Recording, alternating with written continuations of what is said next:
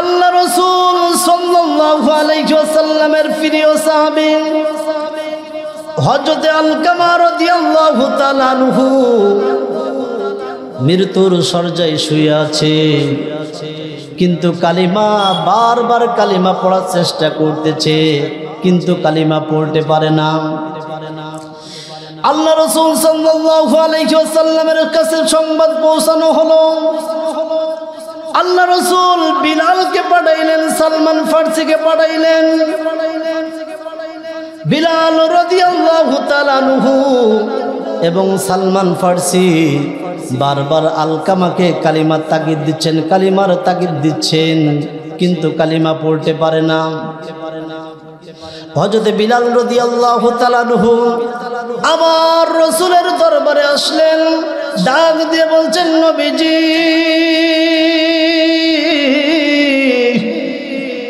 আলকামাকে বারবার কালিমার তাগিদ দেওয়া হচ্ছে, কিন্তু আলকামা কালিমা পড়তে পারে না। আমার রাসূল আবার বললেন, যাও আবার কালিমার তাগিদ দাও। আবার কালিমার তাগিদ দেওয়া হচ্ছে, কিন্তু কালিমা পড়তে পারে না। আবার বিলাল চললেন রাসূলের দরবারে। রাসূল সাল্লাল্লাহু আলাইহি ওয়াসাল্লাম ডাক দিয়ে বলছে, বিলাল আলকামার বাসায় কে কে আছে? বিলাল ডাক দিয়ে বলছে, ইয়া রাসূলুল্লাহ, আলকামার বাড়িতে আলকামার মাও এখনো জীবিত আছে। আমার রাসূল ডাক দিয়ে বলছে, বিলাল যাও আলকামার মাকে বলো আমার রাসূলের দরবারে ডাকা হয়েছে, যদি আসতে পারে ভালো কথা, আর যদি না আসতে পারে আমি রাসূল আলকামার মায়ের কাছে আমি যেতে চাই, সাক্ষাৎ করতে চাই। বিলাল ডাক দিয়ে বলছে, মা আমার রাসূল আপনাকে আহ্বান করেছেন, ডাক দিয়েছেন, যদি আপনি যেতে না পারেন আমার রাসূল আসবে। আলকামার মা ডাক দিয়ে বলছে, বিলাল আমার রাসূল আমাকে আহ্বান করেছে, আমার রাসূল আমাকে ডাক দিয়েছে, আমি যদি না যেতে পারি আমার রাসূল আসবে। এটা তো হতে পারে না। ও বিলাল তুমি আমার রাসূলকে জানায়া দাও, যত কষ্ট হোক আমি রাসূলের দরবারে যেতে চাই। আর জোরে বলেন না সুবহানাল্লাহ। কিছুক্ষণ পর আলকামার মা রাসূলের দরবারে গেলেন। আমার রাসূল ডাক দিয়ে বলছে, মা আলকামা কেমন ছিল? আলকামা কেমন ছিল? আলকামার মা ডাক দিয়ে বলছে, ইয়া রাসূলুল্লাহ আমি দেখেছি আলকামার জীবনে আলকামা নামাজ ছাড়ে নাই, রোজা ছাড়ে নাই, হজ ছাড়ে নাই, যাকাত ছাড়ে নাই, যুদ্ধের ময়দান থেকে জীবনেও পালাই নাই। আমি সারা জীবন দেখেছি আলকামাকে ভালো কাজ করতে, কোনোদিন খারাপ কাজ করে নাই। আমার রাসূল ডাক দিয়ে বলছে, মা আমি আপনার কাছে এ কথা জিজ্ঞাসা করি নাই, আমি জিজ্ঞাসা করেছি মা আলকামার সাথে আপনার কেমন সম্পর্ক ছিল এটা জানতে চাই। আলকামার মা ডাক দিয়ে বলছেন, নবীজি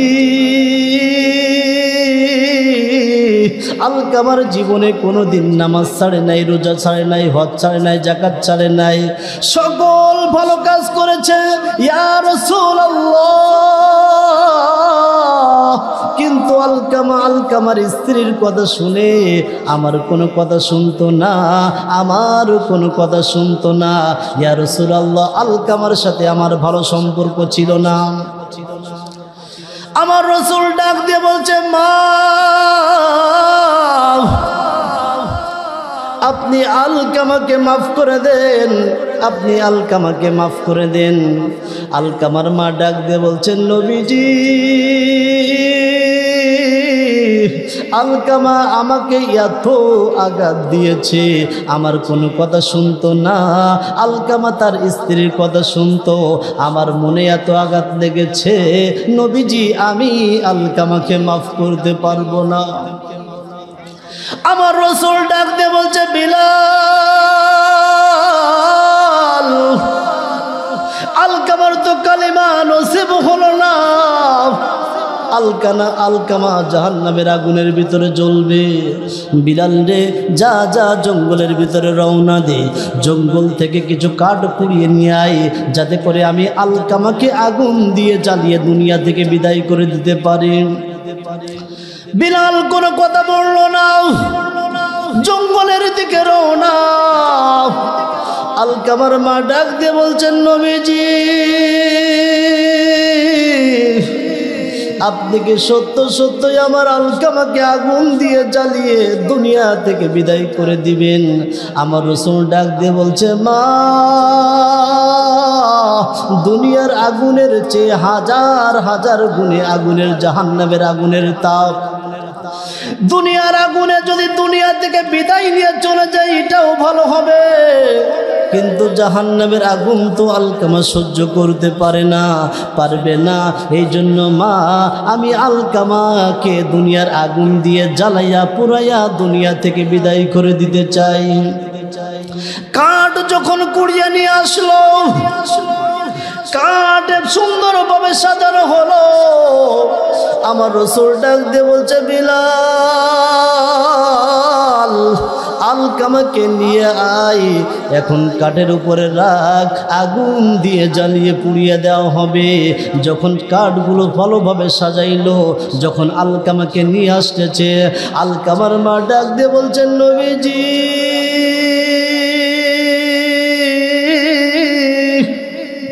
আমার সন্তান আলকামা দুনিয়ার আগুনে জ্বলবে, দুনিয়ার আগুনে জ্বলবে, আমি মা হইয়া সহ্য করতে পারবো না। ইয়া রাসূলুল্লাহ, আপনি সাক্ষী থাকেন, আমি আলকামার ছোটবেলার কথা আমি স্মরণ করে আমি আলকামাকে মাফ করে দিলাম। আরো আসতে বলেন সুবহানাল্লাহ। সম্মানিত ভাইরা, বড় বড় কিস্তা কাহিনী বলার দিন শেষ, কোরআন হাদিসের বাংলাদেশ। কথা বলেন, আমি বড় বড় কিস্তা কাহিনী বলবো না। এবার আসেন, আমরা কি শিখলাম? খুব মনোযোগ দিন ভাই। দেখেন, অনেক কিছু জানলাম, অনেক কিছু বুঝলাম, আমল করলাম না। এত জেনে এত বুঝে লাভ নাই। আখলিস দীনাকা ইয়াকফিকাল আমালুল কলিল, তোমার ঈমানকে খাঁটি করো, অল্প আমলই নাজাতের জন্য যথেষ্ট। কথা বলেন। সম্মানিত ভাইরা, এবার আসেন, আমরা এই হাদিস থেকে, এই ইতিহাস থেকে আমরা একটা জিনিস শিখলাম, যদি মা বাবার মনে আপনি কষ্ট দেন, যতই নামাজ পড়েন, রোজা রাখেন, হজ করেন, যাকাত দেন, যত ভালো ভালো কাজ করেন, আপনার কোনো লাভ হওয়ার কোনো সুযোগ নাই। সম্মানিত ভাইরা, যখন আলকামার মা আলকামাকে মাফ করে দিল, সঙ্গে সঙ্গে আলকামা কালিমা পড়ে দুনিয়া থেকে বিদায় নিয়ে চলে গেছে। ও যুবক ভাই, স্ত্রী পেয়ে তো মাকে ভুলে গিয়েছ, স্ত্রী পাওয়ার পর বাবাকে ভুলে গিয়েছ। মা এমন জিনিস, বাবা এমন জিনিস। রাসূল সাল্লাল্লাহু আলাইহি ওয়াসাল্লাম বলেছেন, রিদার রব্বি ফি রিদাল ওয়ালিদ ওয়া সাখাতুর রব্বি ফি সাখাতিল ওয়ালিদ। মা খুশিতে আল্লাহ খুশি, আবার মা যদি অখুশি হয়ে যায়, আল্লাহ অখুশি হয়ে যায়। সম্মানিত ভাইরা, এই জন্য যাদের মা বাবার সাথে ভালো সম্পর্ক নাই, দীর্ঘ 1টা বছর পার হয়ে গেল, দীর্ঘ 2টা বছর পার হয়ে গেল, দীর্ঘ 3টা বছর পার হয়ে গেল, এমন যুবকের জায়গায় আছে মাকে ডাক দেয় না। ও যুবক, এতদিন তোমার মাকে ডাকো নাই, আজ রাত্রেবেলায় তুমি এই আলোচনার পর যে রাত্রেবেলায়, গভীর রাত্রেবেলায় মাকে তুমি ডাকবা, দেখবা মা হাজার কষ্ট ভুলে যে দেখবা তোমার ডাক শুনলে তোমার মায়ের কলিজা ভরে যাবে। আর আমরা তো এমন একটা রব পেয়েছি, এমন একটা আল্লাহ পেয়েছি, দেখেন না আমাদের সমাজে অনেকেই আছে নামাজ তো দূরের কথা, জুমার নামাজ পড়ে না। অনেকেই আছে জুমার নামাজ তো দূরের কথা, ঈদের নামাজ পড়ে না। কিন্তু যখন কোরআনের মাহফিল হয়, ও কোরআনের মাহফিলে সে কোরআনের আলোচনা শোনে, আল্লাহ তাআলা ডাক দিয়ে বলে, ও ফেরেশতা দেখো না, আমি যখন বান্দা সৃষ্টি করতে চেয়েছিলাম, আমি তোমাদের কাছে জিজ্ঞাসা করেছিলাম আমি মানুষ সৃষ্টি করতে চাই, খলিফা সৃষ্টি করতে চাই। তোমরা তো বলেছিলে ওই দুনিয়ার মানুষগুলা মারামারি করবে, কাটাকাটি করবে, সন্ত্রাসী করবে, চুরি করবে, ডাকাতি করবে। ও ফেরেশতা দেখো, আজ আমার বান্দা দীর্ঘ গত মাহফিলে আমাকে আল্লাহ বলে ডাক দিয়েছিল, আজ দেখো একটা বছর পর আমাকে আল্লাহ বলে স্বীকার করেছে। ও ফেরেশতা তোমরা সাক্ষী থাকো, ওই যে বান্দা আমাকে আল্লাহ বলে স্বীকার করলো, আমি আল্লাহ তাআলা আমার বান্দার সমস্ত গুনাহগুলো মাফ করে দিলাম। যদি কষ্ট না হয় বলেন না সুবহানাল্লাহ। সম্মানিত ভাইরা, এই মা হলো এমন জিনিস, মা হলো এমন জিনিস, মায়ের মনে আপনি কষ্ট দিয়ে আপনি যদি শান্তি পেতে চান আপনি শান্তি পাবেন না, দুনিয়ার উপরে আপনি সম্মান পেতে চান আপনি সম্মান পাবেন না, এটাই বাস্তবতা হয়। সম্মানিত ভাইরা, রাসূল সাল্লাল্লাহু আলাইহি ওয়াসাল্লাম বলেছেন, তিন প্রকার মালউন, তিন প্রকার পুরুষ জাহান্নামে যাবে। জোরে বলেন কয় প্রকার? সবাই বলেন, তিন প্রকার। যেহেতু আমাকে অনেকেই বলেছে পর্দার আড়ালের মা বোনরা তো ইনশাল্লাহ অনেক বেশি আছে, মা বোনদের সম্পর্কে কিছু আলোচনা করা দরকার, কারণ তারা তো এদেশের সরকার, আর সংসার জ্বালাইয়া পুরাইয়া করেতে এতদিন সরকার। কথা বলেন, আমরা আগামীতে আর কোন মহিলা সরকার ক্ষমতায় দেখতে চাই না। কথা বলেন, যতই মারামারি করো, কাটাকাটি করো, কোনো লাভ হবে না। এতদিন বাংলাদেশের পাবলিক জানতো না, বুঝতো না, এখন আমরা সকল দল দেখেছি, আর কোন দলের এখন খাওয়া হবে না। আগামী দেশ বাংলাদেশ, আগামী দেশ কোরআনের দেশ। কথা বলেন, এবার সামনে মজা লাগবে। দেখেন মা বোনদের সম্পর্কে আমি গুরুত্বপূর্ণ আলোচনা করব, যেহেতু পর্দা আড়ালের মা বোনরা আছে, অনেক মা আছে নামাজ পড়ে, রোজা রাখে, হজ করে, যাকাত দেয়, সকল ভালো কাজ করে। আল্লাহ রাসূল সাল্লাল্লাহু আলাইহি ওয়াসাল্লাম বলেছেন, যদি কোনো মহিলা নামাজ পড়ে, রোজা রাখে, হজ করে, যাকাত দেয়, এমনকি তাহাজ্জুদ নামাজ পড়ে, কিন্তু যে মহিলা পাঁচটা কাজ করবে ওই মহিলা জাহান্নামে যাবে। জোরে বলেন কয়টা কাজ? সবাই বলেন, পাঁচটা। আমি সংক্ষিপ্ত করে দিচ্ছি, আগে পুরুষদেরকে একটু সাইজতা করে আসে। এই পুরুষ যুবক ভাই একটু মনোযোগ দিতে হবে। আল্লাহ রাসূল সাল্লাল্লাহু আলাইহি ওয়াসাল্লাম বলেছেন, তিন প্রকার মালউন, তিন প্রকার পুরুষ তারা জাহান্নামে যাবে। আমার ভাইজান, আমার বন্ধুগণ, আল্লাহ রাসূল সাল্লাল্লাহু আলাইহি ওয়াসাল্লাম বলছেন, তিন প্রকার পুরুষ তারা জাহান্নামে যাবে, তিন প্রকার পুরুষ মালউন। সাহাবীরা বললেন, ইয়া রাসূলুল্লাহ, এক নম্বর পুরুষ কারা জাহান্নামে যাবে জানতে চাই। আমার রাসূল ডাক দিয়ে বলছে, সাহাবীরা রে, যে পুরুষ তার মাকে গালাগালি দেয় সেই পুরুষ জাহান্নামে যাবে। সাহাবীরা বললেন, ইয়া রাসূলুল্লাহ, নিজের সন্তান, আপন সন্তান কিভাবে মা বাবাকে গালাগালি দেয়? আমার রাসূল ডাক দিয়ে বলছে, সাহাবীরা রে, যদি কোনো পুরুষ অন্য মাকে গালাগালি দেয়, যদি কোনো পুরুষ অন্য বাবাকে গালাগালি দেয়, সে যেন নিজের মাকে গালাগালি দিল, সে যেন নিজের বাবাকে গালাগালি দিল। আমার সাহাবীরা রে, যদি কোনো পুরুষ অন্য মাকে গালাগালি দেয়, অন্য বাবাকে গালাগালি দেয়, সে জাহান্নামে যাবে। চিৎকার করে বলেন নাউযুবিল্লাহ। এরপরে সাহাবীরা বললেন, ইয়া রাসূলুল্লাহ, দুই নম্বর মালুন, দুই নম্বর পুরুষ কারা জাহান্নামে যাবে একটু জানতে চাই।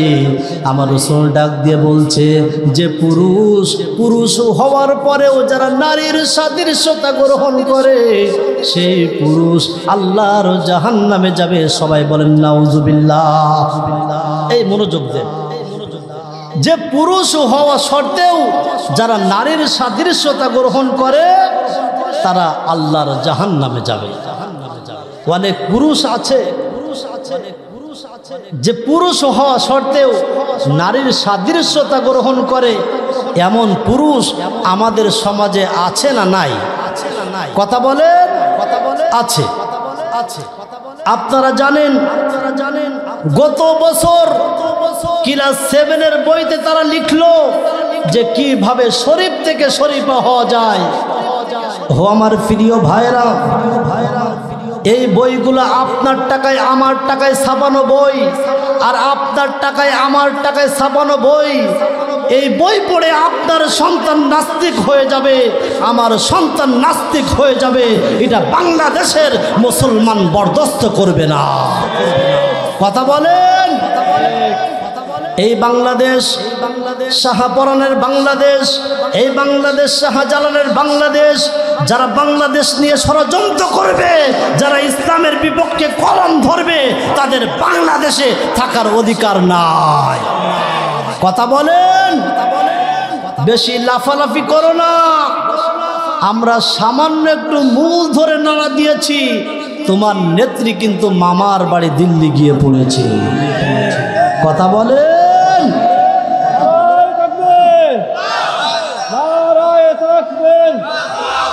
আল কোরআনের আলো, আল কোরআনের আলো, সংসদে আলো। এরপরে যদি তোমরা আবার লাফালাফি করো, আমরা যদি আবার একটু মূল ধরে নাড়া দেয়, তোমাদের কিন্তু মামার বাড়ি দিল্লিও জায়গা হবে না। এই জন্য সতর্ক হও। এখনো সতর্ক বার্তা আমরা পৌঁছাইতে চাই। বেশি লাফালাফি করো না। সম্মানিত ভাইরা, আমরা পরিষ্কারভাবে জানাইতে চাই, এই বাংলাদেশের মুসলমান, বাংলাদেশের যুবক, তারা ইসলাম ভালোবাসে, কোরআন ভালোবাসে। তারা 2024 সালে আন্দোলন করতে শিখেছে, তারা জীবন দিতে শিখেছে। এরপরে যদি আবার বাংলাদেশ নিয়ে ভারত থেকে কোনো ষড়যন্ত্র আসে, ওই ইহুদিদের ইসকন নামের সংগঠন থেকে যদি বাংলাদেশের মুসলমানকে হুঁশিয়ারি দেওয়া হয়, বাংলাদেশের যুবকরা আর চুপচাপ থাকবে না। প্রয়োজনের খাতিরে হিন্দুদের বাংলাদেশে আর জায়গা হবে না।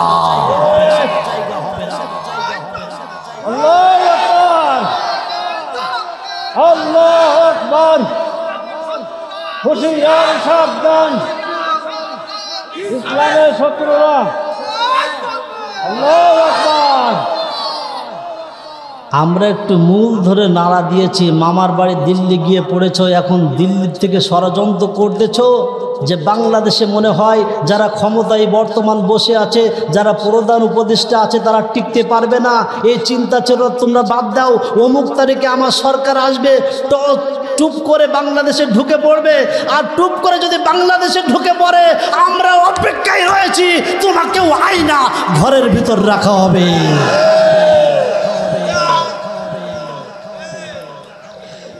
আমরা কিন্তু আর সহ্য করব না। তবে যারা প্রধান উপদেষ্টা আছে, মোস্তফা সরোয়ার ফারুকী, মোস্তফা সরোয়ার ফারুকী বাংলাদেশের উপদেষ্টা কমিটি হবে, এটা বাংলাদেশের মুসলমান কিন্তু সহ্য করবে না। কোন আওয়ামী লীগের 5টা গোলাম বাংলাদেশে কোনো উপদেষ্টা থাকতে পারবে না। এই বাংলাদেশটা আমরা গড়েছি আমাদের রক্ত দিয়ে, আমরা জেল খেটেছি, আমাদের উপরে হামলা হয়েছে, মামলা হয়েছে। তবে আমরা তোমাদের উপরে প্রতিশোধ দিতে চাই না। আমরাও তো কয়েকবার জেল খেটেছি, আমাদের উপরে হামলা হয়েছে। আরে আমরাও তো চাকরি করতাম, আমরা চাকরি হারিয়েছি। কিন্তু আমরা তোমাদের মতো প্রতিশোধ নিতে চাই না। তোমাদেরকে ক্ষমা করে দিলাম, মাফ করে দিলাম। কিন্তু এরপর যদি তোমরা বাংলাদেশ নিয়ে ষড়যন্ত্র করো, তোমাদের কিন্তু বাংলাদেশে জায়গা হবে না। কথা বলেন। তো সম্মানিত ভাইরা, আমি যে যুবকদেরকে যে কথা বলতেছিলাম, অনেক যুবক আছে যারা ব্যান পরে, মেয়েদের ব্যান মাথায় লাগায়, লম্বা চুল ডাকছে, কান ফুটায়, গলায় চেন দেয়, হাতে চুড়ি দেয়, এমন প্যান্ট তারা পড়তেছে যে কোনটা ছেলে কোনটা মেয়ে বোঝার কোনো ক্ষমতা নাই। একটা যুবক যাচ্ছে সামনে, পিছন দিয়ে আরেকটা যুবক যাচ্ছে, ও মনে করে সামনে মনে হয় কোনো আপা যাচ্ছে, মনে করছে শাকিলা আপা যাচ্ছে। এখন সামনে যে দেখে আসলে ও শাকিলা না, ও একটা পুরুষ মানুষ দেখা যায়। ও আমার প্রিয় ভাইরা, যারা পুরুষ হওয়া সত্ত্বেও যারা নারীর সাদৃশ্যতা গ্রহণ করবে, তাদের ঠিকানা সোজাসুজি আল্লাহর জাহান্নাম। এদিকে যদি আলোচনা করতে যায়, সময়ও সংক্ষিপ্ত, একটু সংক্ষিপ্ত আমি গানে গানে একটু শোনাইতে চাই, শুনবেন আপনারা? বর্তমানের অবস্থা দেখেন, পুরুষদের কি অবস্থা। আমি এদিকে আলোচনা করতে গেলে আরও সময়ের প্রয়োজন। যুবকরা একটু গাইতে হবে আমার সাথে, তাহলে ভালো লাগবে। আরে যারা বাজারে আছে তারা আপনাদের গলা কণ্ঠ শুনে মনে করবে না এখনও মুসলমান আছে, আমাদেরকে বাজারে থাকা মনে হয় ঠিক হবে না, আমাদেরকে কোরআনের মাহফিলে যেতে হবে। রাজি আছেন তো ইনশাআল্লাহ? তাহলে আমার সাথে গান। ও আল্লাহ, আল্লাহ রে কোন দুনিয়ায় পাঠাইলা আমারে, ঠিক কিনা বলেন? আল্লাহ, আল্লাহ রে কোন দুনিয়ায় পাঠাইলা আমারে, বর্তমানের পোলা মাইয়া সমান সমান মাফ, লম্বা চুল কাটিয়া মাইয়া মাথায় লাগাই কাফ। কথা বলেন। বর্তমানের পোলা মাইয়া সমান সমান মাফ, লম্বা চুল কাটিয়া মাইয়া মাথায় লাগাই কাফ। ও আল্লাহ, আল্লাহ রে কোন দুনিয়ায় পাঠাইলা আমারে, হিন্দি গানের টান মারিয়া রাস্তা দিয়া যায়, কারো কারো কারো কারো সুরে আবার বুকটা ফাইটা যায়। কথা বলেন। সে বুক ফাটা মমতাজ আজ কোথায়? তোমাকে তো বাংলাদেশের পাবলিক খুঁজতেছে। অনেক অভিনয় করেছো, অনেক নাটক করেছো। আমার তো মন বলে যখন 50 টাকার দামের বেশ্যা যখন সংসদে ওঠে, ওই সংসদ আর পবিত্র থাকতে পারে না, ও অপবিত্র হয়ে যায়। যখন সংসদে বসে বলে বুখারী, মুসলিম, তিরমিজি, আবু দাউদ, নাসাই, ইবনে মাজাহ সব সিয়াসিত্তার কিতাব পড়ে আমি শেষ করেছি। আমার মন বলে যখন 50 টাকার দামের বেশ্যা সংসদে ওঠে, ওই সংসদ আর পবিত্র থাকতে পারে না, ও অপবিত্র হয়ে যায়। কথা বলেন। সম্মানিত ভাইরা, তাহলে 2 নাম্বার পুরুষ যারা জাহান্নামে যাবে, যে পুরুষ হওয়া সত্ত্বেও যারা নারীর সাদৃশ্যতা গ্রহণ করে। আর 3 নাম্বার পুরুষ হচ্ছে তারা, 3 নাম্বার মালউন হচ্ছে তারা যারা 3 তালাক দেওয়ার পর আবার যে পুরুষ নারীকে গ্রহণ করতে চায়, 3 তালাক দেওয়ার পর যে নারী আবার পুরুষ গ্রহণ করতে চায়, 3 তালাক দেওয়ার পর যে বিচারকের মাধ্যমে যারা আবার একত্রিত হতে চায়, ওই সমস্ত পুরুষ, ওই সমস্ত মহিলা, ওই সমস্ত বিচারক তারা জাহান্নামে যাবে। এই ভালোভাবে বুঝবেন। আমার তো মনে বলে এই যে ভাল্লুকঘরে ওয়ার্ডের ভিতরে, এই যে ইউনিয়নের ভিতরে অসংখ্য নারী পুরুষ আছে যারা 3 তালাক দেওয়ার পরে আবার সংসার করে, এমন পুরুষ এমন মহিলা আছে না নাই? এই কথা বলেন। এই ভালোভাবে বুঝবেন। ওস্তাদ বসে আছে। হিল্লা বিবাহ, যারা হিল্লা বিবাহ আজ সারা বাংলাদেশে বিভিন্ন স্থানে চলতেছে, আসলে হিল্লা বিবাহ কোরআনেও নাই, হাদিসেও নাই। আমার রাসূল সাল্লাল্লাহু আলাইহি ওয়াসাল্লাম বলেছেন, যারা হিল্লা বিবাহর মাধ্যমে, যে বিচারক যে বিচারের মাধ্যমে যে পুরুষ পুরুষ চাই, যে নারী নারী চাই, আবার তারা হিল্লা বিবাহর মাধ্যমে 3 তালাক দেওয়ার পরে আবার একত্রিত হতে চায়, ঘর করতে চায়, সংসার করতে চায়, সেই পুরুষ সেই নারী সেই বিচারক জাহান্নামে যাবে। জোরে বলেন কোথায় যাবে? জাহান্নামে যাবে। আর আমাদের ভিতরে এমন মহিলারা তো এমন বেশরম হয়েছে, 3 তালাক দেওয়ার পর পরের দিন আর একটা বয়ফ্রেন্ডকে নিয়ে ওই যে মন্টু মিয়ার আমবাগানে যায়, বিভিন্ন স্থানে যায়, হোটেলে যে রাত কাটায়, আবার হোটেলে যে রাত কাটার পরে বিভিন্ন স্থানে ভ্রমণ করতে যে আবার ছবি তোলে, পিক তোলে, তোলার পরে আগে যে স্বামী ছিল ওই স্বামীর হোয়াটসঅ্যাপে ইমো মেসেঞ্জারে পাঠিয়ে দেয়। এমন বেশরম মহিলা আছে না নাই? কথা বলেন, কথা বলেন। আছে। আপনি হয়তো বুঝতে পারতেছেন না, এমন মহিলা আছে। এবার আসেন সম্মানিত ভাইরা, যেহেতু পর্দার আড়ের মহিলা আমার মা বোনরা আছে না নাই? আছে। এবার আসেন একটু মা বোনদেরকে, সম্মানিত মা ও বোনেরা, আমি আপনাদের সম্পর্কে খুব গুরুত্বপূর্ণ আলোচনা করতে চাই। তবে আমি আপনাদের শত্রু নয়, আমি আপনাদের ছেলের মতো, কারোর ভাইয়ের মতো। আমি চাই আপনারা জাহান্নাম থেকে বেঁচে, জাহান্নামের আগুন থেকে বেঁচে আমরা সবাই একসাথে জান্নাতে যেতে চাই। কথা বলেন, কথা বলেন, কথা বলেন। আমার ভাইজান, আমার বন্ধুগণ, আল্লাহ রাসূল সাল্লাল্লাহু আলাইহি ওয়াসাল্লাম চোখের পানি ছেড়ে দিয়ে হাউমাউ করে কান্না শুরু করে দিয়েছেন। আমার ভাইজান এতক্ষণ অনেক হাসা হেসেছেন। ফালিয়াদহাকু কলিলাও ওয়ালাবকু কাসীরা। আমার আল্লাহ ডাক দিয়ে বলে, বান্দা তোমরা কম করে হাসো আর বেশি করে তোমরা কাঁদো।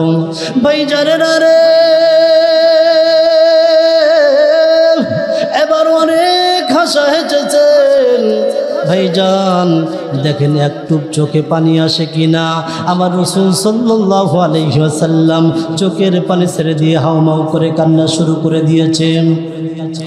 হযরত আলী রাদিয়াল্লাহু তাআলা আনহু এবং ফাতিমা রাদিয়াল্লাহু তাআলা আনহা বাবার বাসার দিকে রওনা, রসুলের বাড়ির দিকে রওনা। এক পর্যায়ে যখন আলী এবং ফাতিমা রসুলের বাসায় ঢুকলেন, দেখে রসুল সাল্লাল্লাহু আলাইহি ওয়াসাল্লাম চোখের পানি ছেড়ে দিয়ে হাউমাউ করে কান্না শুরু করে দিয়েছেন। হযরত আলী ডাক দিয়ে বলছে, ইয়া রাসূলুল্লাহ, আমার মাতা পিতা আপনার উপরে কুরবান হোক। আমি আমার জীবনের চেয়ে আমি আপনাকে মুহাব্বত করি, আপনাকে ভালোবাসি। নবীজি আপনি কেন কাঁদেন? কে আপনাকে বেশি কথা বলেছে? কে আপনাকে আঘাত দিয়েছে? আপনি আমাকে বলুন, যদি আমি প্রতিশোধ না নিতে পারি তাহলে আপনার সামনে আমি আর কোনোদিন আসব না। আমার রাসূল কোনো কথা বলে না। কিছুক্ষণ পর ফাতিমা ডাক দিয়ে বলছে, বাবা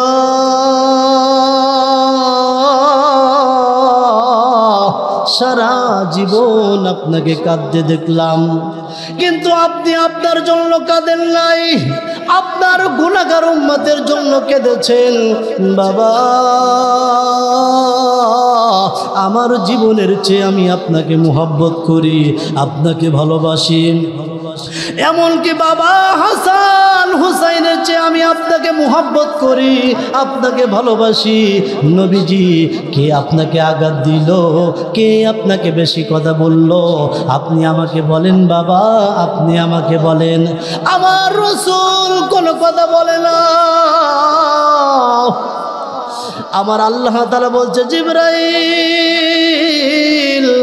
আর করিস না দেরি, আমার রাসূলের কাছে যা তাড়াতাড়ি। যে কেন আমার রাসূল কাঁদে সমস্ত ঘটনা ফাতিমার সাথে খুলে বলতে বল। চিৎকার করে বলেন সুবহানাল্লাহ। জিবরাইল আলাইহিস সালাতু ওয়াস সালাম আসলেন। আসার পর ডাক দিয়ে বলছে, ইয়া রাসূলুল্লাহ, কেন আপনি কাঁদেন? সমস্ত ঘটনা ফাতিমার সামনে আপনি বলেন। আমার রাসূল ডাক দিয়ে বলছে, ফাতিমা, আমি কেন কাঁদি তুমি কি শুনবার চাও? ফাতিমা ডাক দিয়ে বলছে, ইয়া রাসূলুল্লাহ, বাবা আপনি কেন কাঁদেন? আমি শুনতে চাই, আমি শুনতে চাই। আমার রাসূল ডাক দিয়ে বলছে, ফাতিমা, আমি জাহান্নামের ভিতরে ভ্রমণ করলাম, কিন্তু দেখলাম অধিকাংশ নারী জাহান্নামের ভিতরে দেখা যায়। ফাতিমা ডাক দিয়ে বলছে, ইয়া রাসূলুল্লাহ, এত মহিলা কেন জাহান্নামে দেখা যায়? কয়টা কারণে যায় আমরা জানতে চাই। ফাতিমা রাদিয়াল্লাহু তাআলা আনহা যখন এই কথা বললো, আমার রাসূল ডাক দিয়ে বলছে, মহিলারা অসংখ্য কারণে জাহান্নামে যাবে, তবে সবচেয়ে বড় কারণ হলো 5টা। জোরে বলেন কয়টা? আরো জোরে, জোরে হলো না। 5টা কারণে মহিলারা জাহান্নামে যাবে। মনে করেন পর্দাওয়ালের মা নামাজ পড়ে, রোজা রাখে, হজ করে, যাকাত দেয়, এমনকি তাহাজ্জুদ নামাজ পড়ে। তাহাজ্জুদ পড়ার পরেও যে 5 প্রকার মহিলা জাহান্নামে যাবে, সেই 5 প্রকার মহিলার কথা একটু জানাইতে চাই। আপনারা কি শুনতে চান? আমার ভাইজান, আমার বন্ধুগণ, আমার রাসূল ডাক দিয়ে বলছে, ফাতিমা, মহিলারা জাহান্নামে যাওয়ার 1 নাম্বার কারণ হলো যে মহিলার চুল অন্য পুরুষকে দেখায়, ওই মহিলা আল্লাহর জাহান্নামে যাবে। ও বদলের মামা, বোন আমার, তোমার যে চুল অন্য পুরুষকে দেখাও, আমার রাসূল ডাক দিয়ে বলছে, যে মহিলার চুল অন্য পুরুষকে দেখাবে, জাহান্নামের ভিতরে ওই মহিলার পা গুলো আকাশের দিকে থাকবে আর মাথাটা জমিনের দিকে থাকবে। ওই যে চুলগুলো দেখা যায়, একটা চুল থেকে 70টা করে সাপ হবে, আর সাপ হওয়ার পর তার মাথায় কামড়ানো শুরু করবে। এই জন্য আমার রাসূল বলছে, ও বদলের মা, যে মহিলার চুল অন্য পুরুষকে দেখাবে, ওই মহিলা আল্লাহর জাহান্নামে যাবে। এরপর ফাতিমা ডাক দিয়ে বলছে, বাবা 2 নম্বর কারণ কি একটু জানতে চাই। রাসূল ডাক দিয়ে বলছে, ফাতিমা, 2 নম্বর কারণ হলো যে মহিলা স্বামী থাকার পরেও যারা পরকিয়া করে, অন্য পুরুষের সাথে সম্পর্ক করে, ওই মহিলা যদি নামাজ পড়ে, রোজা রাখে, হজ করে, যাকাত দেয়, এমনকি তাহাজ্জুদ পড়ে, যদি ওই মহিলা পরকিয়া করে, ওই মহিলা আল্লাহর জাহান্নামে যাবে। নাউজুবিল্লাহ বলেন। আচ্ছা বলেন তো, আমাদের সমাজে পরকিয়া আছে না নাই? সবাই বলেন আছে না নাই? পরকিয়া, অসংখ্য পরকিয়া। এই যে আমার চাচা বলছে চলে যাচ্ছে, যাচ্ছে না? আপনাদের অঞ্চলে তো নাই। ভাল্লুক ঘরে সব তো আল্লাহওয়ালা মানুষ, সব তো আল্লাহর ওলি। আপনারা এই ভালোভাবে বুঝবেন। স্বামী থাকা সত্ত্বেও, শুধু মহিলাদেরকে বলছি না, অনেক পুরুষ আসে বিয়ে করার পরেও অনেক পুরুষ অন্য মহিলার সাথে সম্পর্ক করে, এমন পুরুষ আসে না নাই? আবার অনেক মা বোনরা বসে আছে, অনেক মা বোন বসে আছে যে নামাজ পড়ে, ওয়াজ মাহফিল শোনে, আবার একটু পরে অন্য পুরুষের সাথে ফোনে কথা বলে, সম্পর্ক করে, এমন মহিলা আছে না নাই? কথা বলেন। এই বাস্তব একটা ঘটনা আপনাদেরকে শোনা, বাস্তব ঘটনা, আমার কানে শোনা, এবং দৃশ্যগুলো সেই অঞ্চলের মানুষে, সেই গ্রামের মানুষের কাছ থেকে শোনা, সেই ঘটনা একটু শোনাইতে চাই যে পরকিয়া কেমন রূপ, পরকিয়া করলে কেমনভাবে সংসার, হাজার হাজার লক্ষ লক্ষ সংসারগুলো ধ্বংস হয়ে যাচ্ছে। আমি ময়মনসিংহে গোপালগঞ্জ গ্রামে আমি মাহফিলে গেলাম, মনে হয় 1.5 মাস মতো আগে মাহফিলে গেলাম। এই পুরুষের নাম হচ্ছে লুকমান। নাম কি? এই কথা বলেন। আমি নামটা বলতেছি এই কারণে যাতে করে আপনারা শিখতে পারেন পরকীয়া কেমন ভয়াবহ, পরকীয়া করলে কেমনভাবে সংসারগুলো ভেঙ্গে চুরে তছনছ হয়ে যায়। আপনি ইসলামের উপরে চলতে পারবেন না। পরকীয়া কেমন খারাপ রূপ আমি আপনাদেরকে একটু জানাইতে চাই। এই লুকমান ঢাকায় রেলওয়েতে চাকরি করে। বুধবারে সকালবেলায় আসে আর শুক্রবারে সকালে চলে যায়। তাদের ছুটি এই 2 দিন। এখন লুকমানের স্ত্রীর নাম হচ্ছে রুকসানা। নাম কি? সবাই বলেন নাম কি? রুকসানা। এই রুকসানা পরকীয়া করে, প্রেম করে, ভালোবাসা করে আর একটা যুবকের সাথে। এই যুবকের নাম হচ্ছে মাহবুবুর রহমান।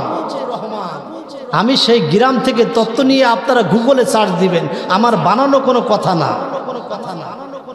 এখন এই রুকসানা প্রেম করে, ভালোবাসা করে, পরকীয়া করে। এখন চিন্তা করলো যে আমার স্বামী তো, তার জন্য আমার ইচ্ছা মতো আমরা সব কিছু করতে পারি না, তাহলে কি করা যায়? মাহবুবুর রহমানের সাথে পরামর্শ করছে। এক পর্যায়ে তারা সিদ্ধান্ত করলো যে লুকমান যখন চাকরি শেষ করে যখন বাসায় আসবে, বুধবারে যখন বাসায় আসবে, তাকে ঘুমের বড়ি খাওয়ানোর পর তাকে দুনিয়া থেকে বিদায় করে দিল। বুধবারে সকালবেলায় লুকমান বাসায় আসছে। রাত্রেবেলায় ঘুমের ট্যাবলেট 5টা ঘুমের ট্যাবলেট খাওয়ানো হয়েছে। এই লুকমানের টাকা দিয়ে যে উমরাটা কিনা, সম্মানিতা মা ও বোনেরা, আপনারা হয়তো জানেন না, আপনারা তো হয়তো বোঝেন না, আপনাদের জন্য একটা পুরুষ কত কষ্ট করে। আরে মা ও বোন, একটা পুরুষ তো 100 টাকা ইনকাম করলে কিন্তু যথেষ্ট, 3 ওয়াক্ত ভালোভাবে চলে যায়। তারপরেও প্রতিটা দিন 500 টাকা ইনকাম করে, 700 টাকা ইনকাম করে, তারপরেও তার শান্তি হয় না। সে চেষ্টা করে আমার স্ত্রীকে কিভাবে ভালো রাখবো, আমার সন্তানকে কিভাবে ভালো রাখবো, আমার কন্যাকে কিভাবে ভালো রাখবো, সেই জন্য সে আপ্রাণ চেষ্টা করে যাচ্ছে, শুধু আপনাকে ভালো রাখবে তাই। এখন এক পর্যায়ে লুকমানকে 5টা ঘুমের বড়ি যখন খাওয়ানো হলো, রাত হয়েছে।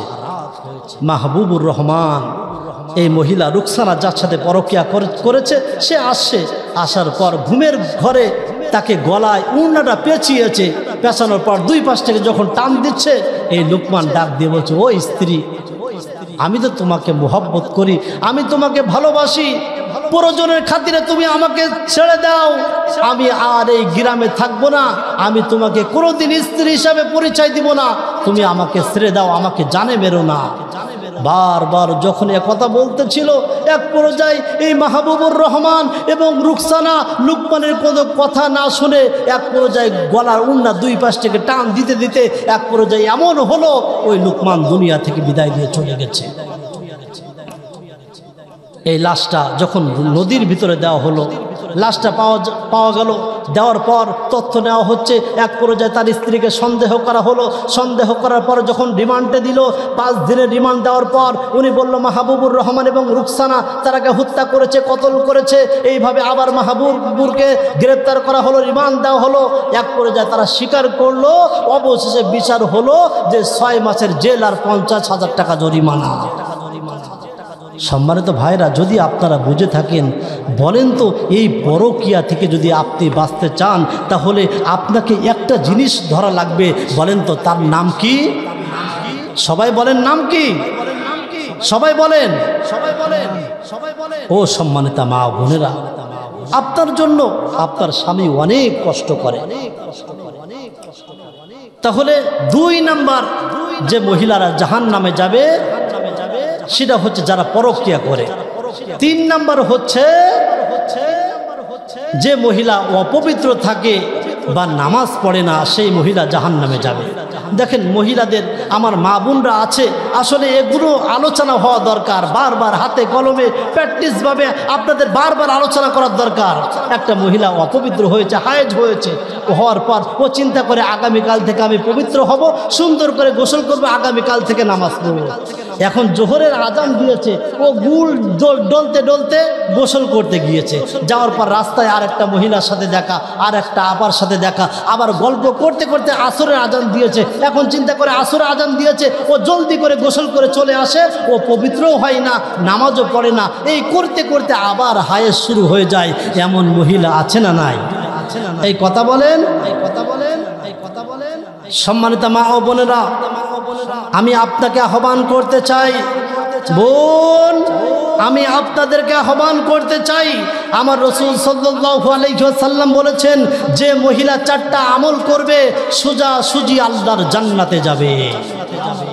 আরো জোরে বলেন না সুবহানাল্লাহ। 1, 5 ওয়াক্ত নামাজ, 2 রমজান মাসে রোজা, 3 স্বামীর খেদমত, 4 পর্দা এবং লজ্জা স্থানের হেফাজত। আমার বাংলাদেশের মহিলারা কিন্তু 2টা আমল ভালো করে, নামাজ পড়ে আর রোজা রাখে। স্বামীর তো খেদমতের বালাই নাই, আছে? নামাজ পড়ে রোজা রাখে, গানের ময়দানেও আগে, আবার মাহফিলের ময়দানেও আগে, কিন্তু স্বামীর সাথে ভালো সম্পর্ক নাই। এমন মহিলা আছে না নাই?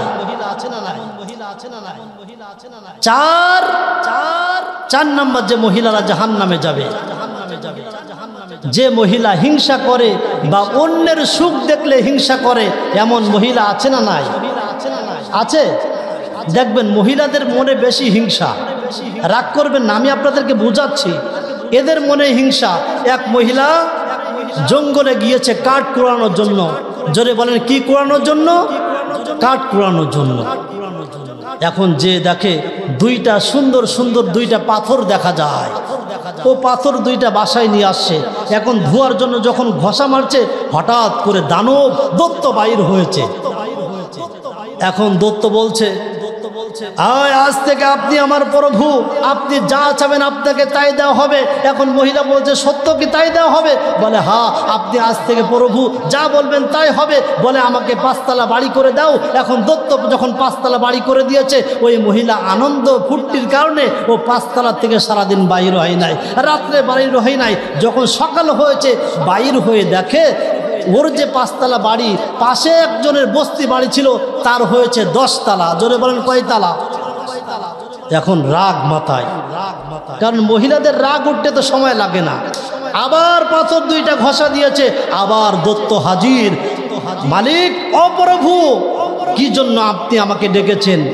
আরে প্রভু, তুই রাগ, আমার বাড়ি 5তলা, পিছনে আর একটা বাড়ি দেখা যায়, ওর বাড়ি কেন 10তলা হলো? বলে, প্রভু, আমার তো একটা জিনিস বলার কথা মনে ছিল না, আপনি জিজ্ঞাসাও করেন নাই। আপনি আমার প্রভু, আপনি আমার মালিক, আপনি যা চাবেন আপনার তাই হবে, কিন্তু শর্ত হলো একটা, আপনার পাশের বাড়ি তার ডবল হবে। এখন ওর মাথা গরম, আমার পাশের বাড়ি ডবল হবে, তাও হতে পারে না। আমার দরকার নাই, আমার গোল পাতার একটা বাড়ি করে দাও, যাতে করে পাশের বাসা ও থাকার জায়গা না হয়। এমন মহিলা আছে না নাই? কথা বলেন, কথা বলেন, কথা বলেন। আমি মাঝে করে রাজশাহীতে মাহফিলে গেলাম, বাস্তব জীবনে একটু কথা বলি। রাজশাহীতে যখন মাহফিলে গেলাম, এখন আলোচনা করতে করতে মাশাআল্লাহ, আলোচনা তো সব দিন সুন্দর হয় না, আল্লাহ তাআলার পক্ষ থেকে আছে। কোন দিন ভালো কথা আসবে, কোন দিন খারাপ কথা আসবে, আল্লাহ তাআলা ভালো জানে। এখন আমি আলোচনা করার পর যখন টাকা কালেকশন করতেছি, এই টাকা যখন কালেকশন শুরু করেছি, এক বান্দা ছিল, ও গরু বিক্রি করে এসে বাসায় না যেয়ে ও কোরআনের মাহফিলে বসেছে। বসার পর এই গরুটা বিক্রি করেছে 65,000 টাকা। ওর আলোচনা শুনে ভালো লাগছে, ও 40,000 টাকা দান করছে। এখন রাত্রেবেলায় বাসায় গিয়েছে, ডাক দিয়ে বলছে, স্ত্রী, আমি তো 40,000 টাকা দান করেছি। ওই স্ত্রী আর কোনো কথা নাই, ওই রাত্রেবেলায় বাপের বাড়ি চলে গেছে। এখন সংবাদ, সকালবেলায় সংবাদ, যে যদি তুমি ওই 40,000 টাকা ফিরিয়ে না নিয়ে আসো, তাহলে আমি কিন্তু তোমার সংসার করবো না, তোমাকে ডিভোর্স লেটার পাঠিয়ে দিব।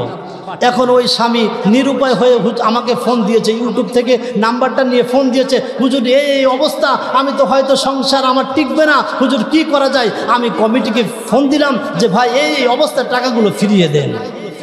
তেমন মহিলা আছে না নাই? কথা বলেন, কথা বলেন। আমার ভাইজান, আমার বন্ধুগণ, এবার আসেন, দেখেন না অনেকেই কৃপণতা করেন, অনেকেই ওয়াদা করেন। কোরআনের আলোচনা যখন শোনেন তখন বান্দার মনগুলো নরম হয়ে যায়। ভাইজান, এবারও যারা উঠবে মনে করবেন তাদের মনগুলো ভালো না, আপনারা দেখে রাখবেন, মনে করবেন তাদের ইচ্ছা পছন্দগুলো ভালো না। কারণ যখন কোরআনের কথা বলা হয় তাদের মন যখন ভালো না লাগবে মনে করতে হবে ইমানদার হইতে পারে নাই।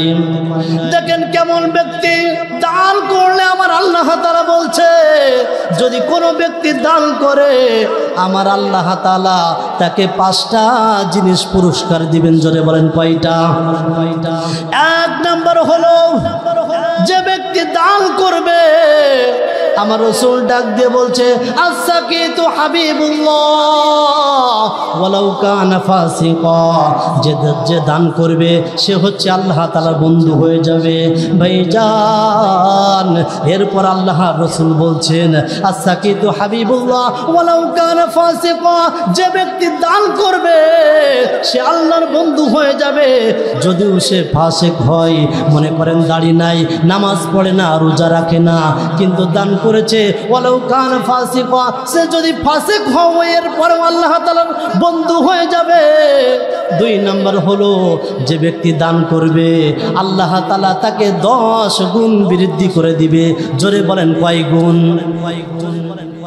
আপনি মনে করেন 1 টাকা দান করলেন, মান জাআ বিল হাসানাতি ফালাহু আশরু আমসালিহা। যে ব্যক্তি 1 টাকা দান করবে আল্লাহ তাআলা তাকে 10 টাকা দিবে। জোরে বলেন কয় টাকা? 10 টাকা। দেখেন কেমন ভাবে 10 টাকা দিবেন। তাবুকের যুদ্ধে আমার রাসূল সাল্লাল্লাহু আলাইহি ওয়াসাল্লাম মসজিদে বসে আছে, বসার পর ডাক দিয়ে বলছে, বিলাল, ও আলী তোমরা কোথায়?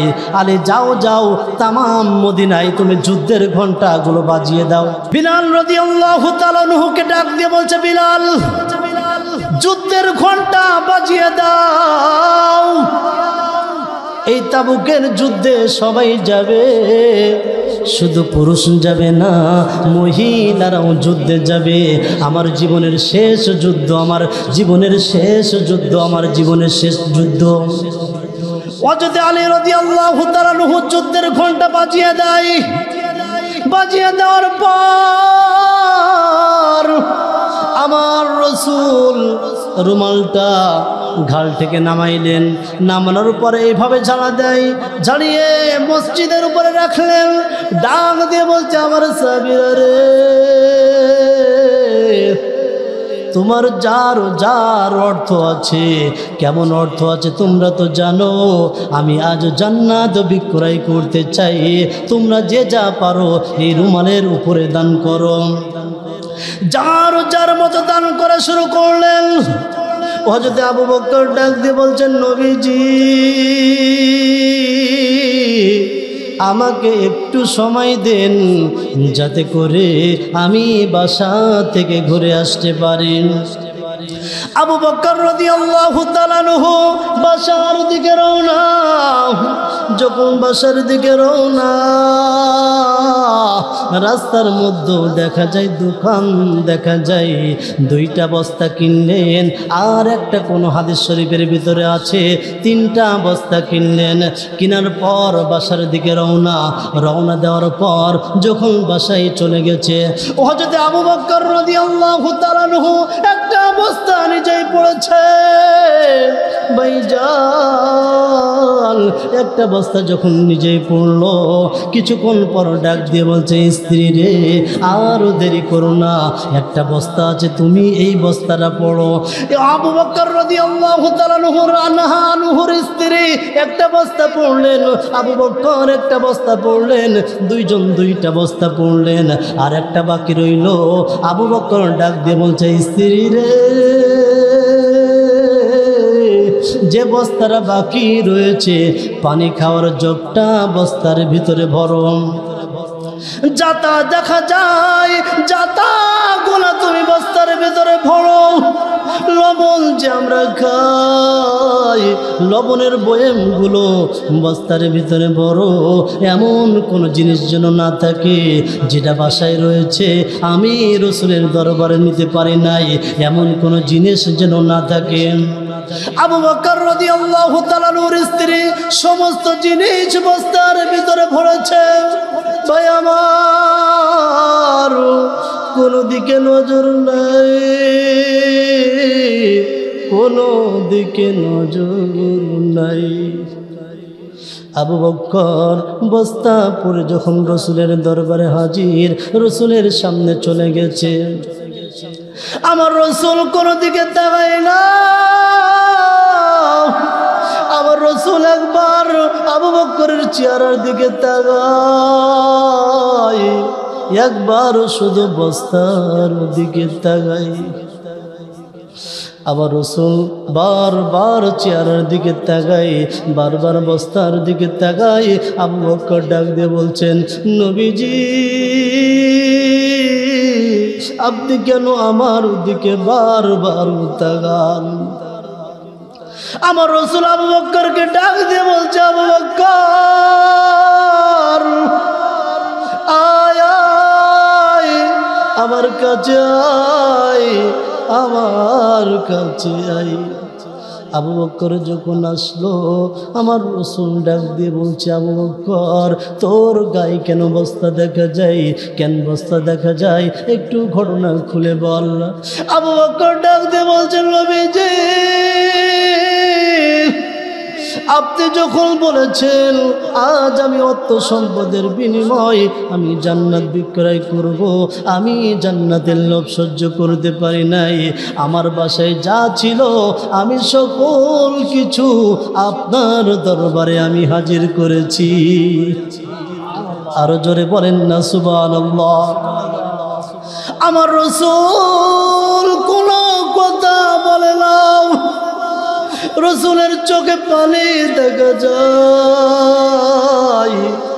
এরপর আমার রাসূল ওমরকে ডাকলো, ওমর তুমি কি নিয়ে আসছো? ওমর ডাক দিয়ে বলছে, ইয়া রাসূলুল্লাহ আমি অর্ধেক জিনিস আপনার জন্য নিয়ে আসছি, তাবুকের যুদ্ধের জন্য নিয়ে আসছি, আর অর্ধেক জিনিস আমার বাসায় রেখে আসছি। এইভাবে কয়েকজন সাহাবীকে ডাকলো। তারা চিন্তা করলো আবু বকরের সাথে তো এতদিন আমলে পারি না, এতদিন ভালো কাজে পারি নাই, আজ আবু বকরের চেয়ে আমরা জিতব। সবাই এই চিন্তা করেছে। আমার রাসূল আবু বকরকে আমার ডাক দেয়, আবু বকর তোর বস্তা পরা আমার তো সহ্য হয় না। আমার সাহাবীরা তোরা শুনে রাখ, তোরা দেখে রাখ, আমি আল্লাহ রাসূল বললাম এই দানের বিনিময়ে আল্লাহ তাআলা আবু বকরকে জান্নাতের ভিতরে উত্তম পোশাক দান করে দিবেন। ভাই আমার অনেকের মা নাই, অনেকের বাবা নাই।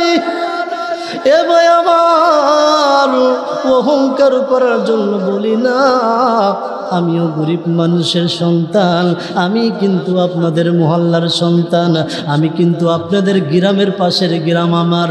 ভাই আমার একসাথে চলেছি, আমার কিন্তু কোনো অর্থ সম্পদ ছিল না, এক সময় অনেক গরিব মানুষ আমি ছিলাম। আমার ইচ্ছা ছিল যখন আল্লাহ তাআলা আমার অর্থ সম্পদ দিবে, আমার ইচ্ছা ছিল আমার মায়ের নামে আমি একটা মাদ্রাসা করব, এই ইচ্ছাটা আমার ছিল। যখন এক পর্যায়ে আমার টাকা হলো, আপনারা জানেন প্রতাপপুর চৌরাস্তায় একটা মাদ্রাসা করেছি, এই পর্যন্ত 25 লাখ খরচ হয়েছে। যুবক ভাই আমার অনেকের মা আছে কবরে, 5 বছর চলে গেছে, অনেকের মা আছে কবরে 7 বছর চলে গেছে, অনেকের বাবা আছে কবরে 10 বছর চলে গেছে। ওই বাবা কবর থেকে আওয়াজ দিয়ে বলছে, আব্দুর রহমান আজ 10 বছর পার হয়ে যায় সন্তান, আমি তো জাহান্নামের আগুনের ভিতরে জ্বলছি, কই তোর জন্য তো লক্ষ লক্ষ টাকার অর্থ সম্পদ রাখলাম, আব্দুর রহমান রে ওই আমার জন্য তো একটু দান করলি না, দান করলি না। আমার রাসূল ডাক দিয়ে বলছে কামা তুদিন তুদান, যেমন কর্ম তেমন ফল। আজ অনেকেই চিন্তা করে আমি দান করব না, আমি হালাল বুঝলাম না হারাম বুঝলাম না, অর্থ সম্পদগুলো আমি দুনিয়ার উপরে রেখে যাই, আমার সন্তান আমার নামে দান করবে। ওরে ভাই আমার, এটা পাগলের পরিচয়, পাগলের পরিচয়। তোমার নামে তোমার বাবার নামে তুমি দান করলে না, কামা তুদিন তুদান, যেমন কর্ম তেমন ফল। যদি আজ আপনার বাবার নামে আপনি দান করেন, যদি আপনার মায়ের নামে আপনি দান করেন, আপনার ছোট্ট ছোট নিষ্পাপগুলো দেখে আমার বাবা আমার দাদার নামে দান করতেছে, আমার বাবা আমার দাদির নামে দান করতেছে, তাহলে মনে হয় আমি যখন বড় হব আমার বাবার নামে আমাকে দান করতে হবে, আমার মায়ের নামে আমাকে দান করতে হবে। কিন্তু আপনি আপনার নিজেকে অনেক চালাক মনে করলেন, আপনার বাবার নামে আপনি দান করলেন না, আপনার মায়ের নামে আপনি দান করলেন না। মনে রাখবেন, যদি আপনার মায়ের নামে আপনি দান না করেন, আপনার বাবার নামে যদি আপনি দান না করেন, তাহলে আপনার সন্তান কিন্তু আপনার নামে দান করবে না। কথা বলেন ঠিক কিনা?